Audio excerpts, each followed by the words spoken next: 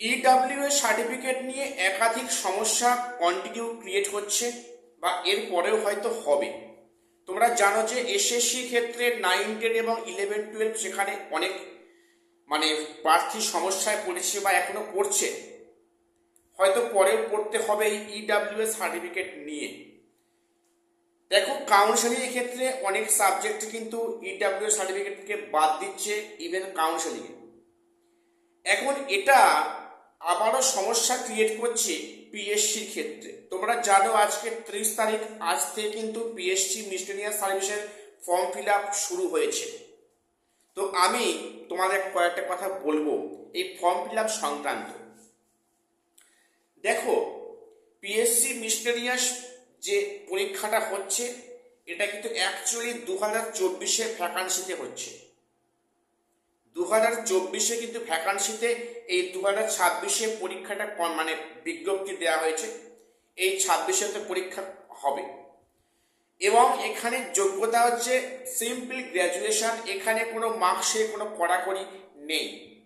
আমি তোমাদের রিকোয়েস্ট করব, তোমরা যারা পড়াশোনার সংস্পর্শে আছো, বিভিন্ন কম্পিটিটিভ পরীক্ষাগুলো অ্যাটেন্ড করছো, তোমরা অবশ্যই কিন্তু এই পিএসসি মিসলেনিয়াস পরীক্ষাটা দাও।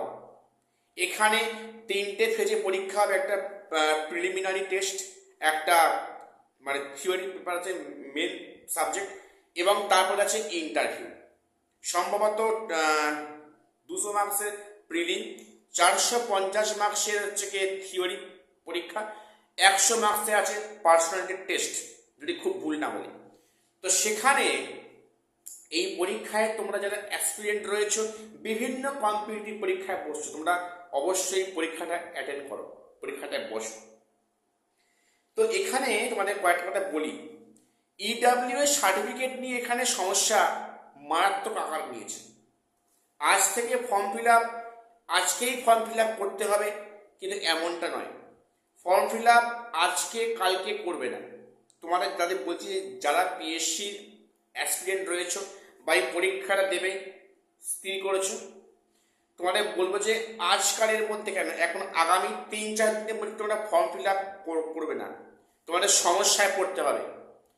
পিএসসি বলেছে যে 30 তারিখ থেকে 20 মে অবধি ফর্ম ফিল আপ থাকবে, এবং সেক্ষেত্রে 22 মে থেকে সম্ভবত 28 মে অবধি এডিট উইন্ডো দেওয়া হবে। যতই দেওয়া হয় এডিট উইন্ডো, তোমার চেষ্টা করবে যাতে ফর্ম ফিল আপটা ভুল না হয়। এখানে একটা বিষয় তোমাদের বলে রাখি।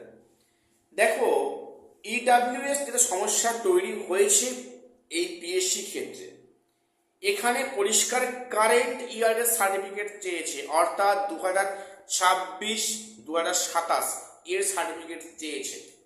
কিন্তু এই সার্টিফিকেটটা এখন স্টুডেন্টরা, ক্যান্ডিডেটটা কোথায় পাবে? সম্ভব নয়। 2024-25 বা 2025-26 এটা হয়তো পেতে পারে, বা অবশ্যই আছে, অনেকের কাছে আছে, কিন্তু 2026-27 এই সেশনে কিন্তু এখনো সার্টিফিকেট ইস্যু হয়নি। সেখানে কিন্তু 2026-27-এ ইডাব্লিউএস সার্টিফিকেট ছাড়া অ্যালাউ করবে না, পরিষ্কার নির্দেশিকা লেখা আছে। তাহলে স্যার এখন কি করব? তোমরা এখন কয়েকদিন একটু ওয়েট করে যাও। যারা ফর্ম ফিল আপ করবে আজকে কাল পরশু করো না, এই ভুলটা খবরদার করো না। টাইম আছে, তাড়াহুড়ো কোনো দরকার নেই। তোমরা 3-4 দিন 5 দিন ওয়েট করে যাও, দেখো কোনো ফার্দার কোনো বিজ্ঞপ্তি আসে কিনা এই ইডাব্লিউএস নিয়ে।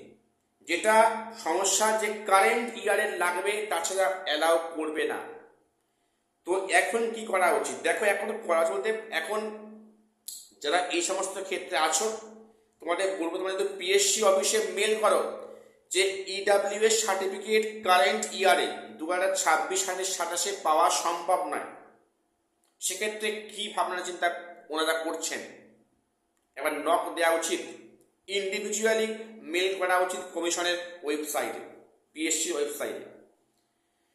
তো যাই হোক, তোমরা এখন ফর্ম ফিল আপ করো না, এখনো সার্ভারের মেনটেন্যান্সের কাজ বাকি আছে, এখন সাবমিটের সমস্যা হবে।